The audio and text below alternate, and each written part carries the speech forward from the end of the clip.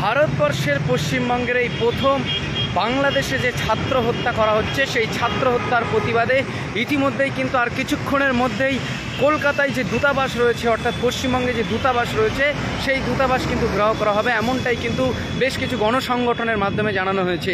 আর কিছুক্ষণের মধ্যে অর্থাৎ ঠিক দুপুর 2টোতেই কিন্তু বাংলাদেশ যে দূতাবাস রয়েছে, বাংলাদেশ যে অ্যাম্বাসি রয়েছে, সেই অ্যাম্বাসিকে ঘেরাও করা হবে, এমনটাই কিন্তু সূত্র মারফত জানা যাচ্ছে। এবং আর কিছুক্ষণের মধ্যেই কিন্তু বাংলাদেশের যে দূতাবাস রয়েছে কলকাতাতে, আপনারা জানেন যে কলকাতাতে যে দূতাবাস রয়েছে বাংলাদেশে, সেই দূতাবাস কিন্তু ঘেরাও করা হবে, এমনটাই কিন্তু জানা যাচ্ছে।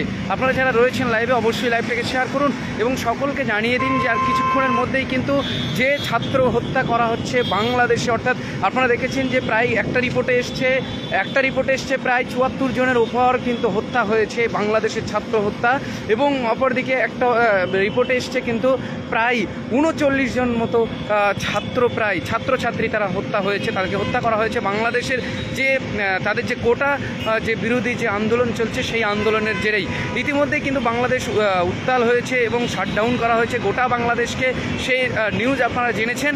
এবং তারই প্রতিবাদ কিন্তু গোটা বিশ্বজুড়েই ইতিমধ্যে উঠে এসেছে। আজকে যে খবর এই মুহূর্তে সেই খবর আমরা জানাচ্ছি যে আর কিছুক্ষণের মধ্যে অর্থাৎ দুপুর 2টোতেই কিন্তু বাংলাদেশের যে অ্যাম্বাসি রয়েছে,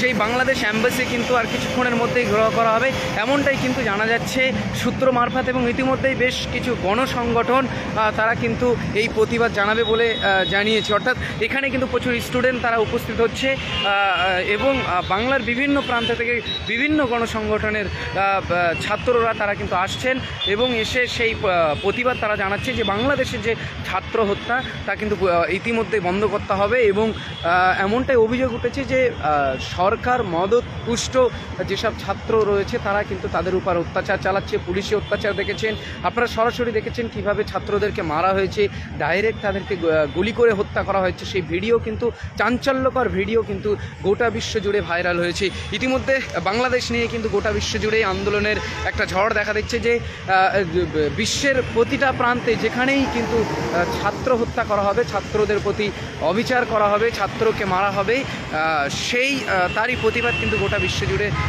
জানানো হবে। তারই প্রতিবাদ এই মুহূর্তে কিন্তু ভারতবর্ষের পশ্চিমবঙ্গের কলকাতাতে কিন্তু আজকে দেখা যাবে। অর্থাৎ আর